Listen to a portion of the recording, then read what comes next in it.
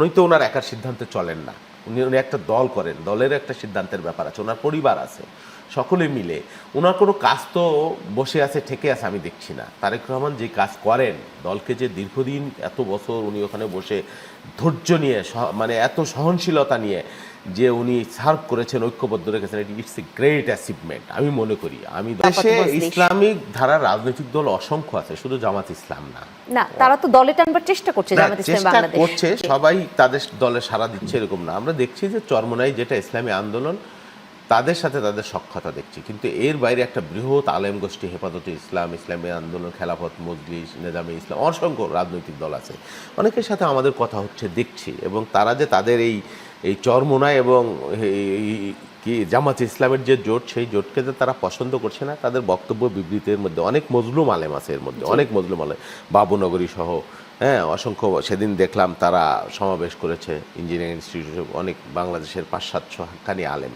তাছাড়া অনেক আলেমদের সাথে, মাদ্রাসা ছাত্র কওমি অনেকের সাথে আমাদেরও ব্যক্তিগত যোগাযোগ আছে।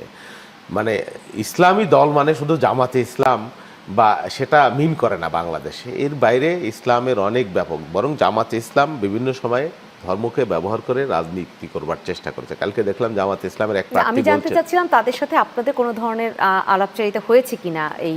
হ্যাঁ, আলাপচারিতা হচ্ছে তো। কয়েকদিন আগে আমাদের স্ট্যান্ডিং কমিটির 2জন মেম্বার হাটহাজারী মাদ্রাসায় ওখানে কথা বলেছেন, গিয়েছেন, তাদের সাথে মত বিনিময় করেছেন।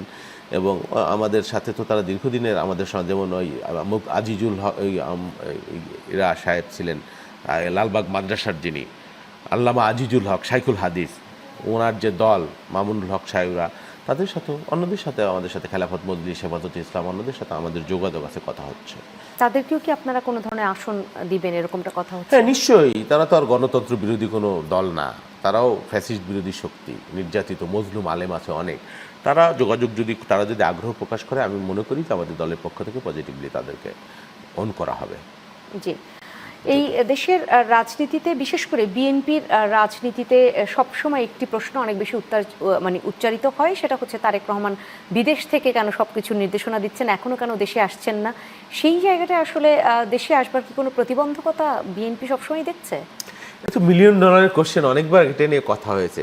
তারেক রহমান তো একটা দলের এই চেয়ারপারসন। প্রশ্ন আমরাও অনেকবার করেছি, কিন্তু আসলে সেরকম কোনো উত্তর না, আমরা এটা পাচ্ছি উনি না। হয়তো বলবেন কি কারণে, অনেকগুলো পার্শ্ব প্রতিক্রিয়া, প্রেক্ষাপট থাকতে পারে। আমি যেটা, আমার যেটা এক্সপেকটেশন, আমি যতটুকু জানি আমাদের দলের পক্ষ থেকে তাকে আসতে বলা হচ্ছে না। উনি তো ওনার একার সিদ্ধান্তে চলেন না, উনি একটা দল করেন, দলের একটা সিদ্ধান্তের ব্যাপার আছে, ওনার পরিবার আছে, সকলে মিলে ওনার কোনো কাজ তো বসে আছে ঠেকে আছে আমি দেখছি না। তারেক রহমান যে কাজ করেন, দলকে যে দীর্ঘদিন এত বছর উনি ওখানে বসে ধৈর্য নিয়ে, মানে এত সহনশীলতা নিয়ে যে উনি সার্ভ করেছেন, ঐক্যবদ্ধ রেখেছেন, ইটস এ গ্রেট অ্যাচিভমেন্ট আমি মনে করি। আমি দলের একজন কর্মী হিসেবে আমি খুব, মানে হ্যাঁ, ওনারটা আসতেও হবে, এটাও সত্য। আমি আশা করি উনি তাড়াতাড়ি চলে আসবেন। এখানে নানান ধরনের পাশে, ধরেন তারেক রহমান যদি আসে, অনেকগুলো ইস্যু আছে এখানে। একটা ঢাকায় একটা, মানে একটা প্যারালাল গভর্নমেন্টের মতো একটা ব্যাপার যদি হয়ে যায়, সেটাই গভর্নমেন্টের জন্য একটা, তাদের সরকার চালনা টালনা, এগুলো একটা ব্যাপার হয়তো থেকে থাকতে পারে। আর একটা ইস্যু আছে, উনি তো ওনার নিরাপত্তাজনিত একটা ব্যাপার, এই সরকারের পক্ষ থেকে কতটুকু নিরাপত্তা দিতে পারবে তাকে বা দিবে, সেই বিষয়গুলো গুরুত্ব। তারেক রহমান অনেকেই মনে করেন যে উনি নেক্সট প্রাইম মিনিস্টার, কেউ কেউ বলেন, অনেকে মনে করছেন যদি আল্লাহ ভোট হয়, মানুষ যদি ভোট দেয়, হতে পারেন উনি আগামী দিনের প্রধানমন্ত্রী। তো উনি আগামী দিনের প্রধানমন্ত্রী এবং শুধু এটা না, উনি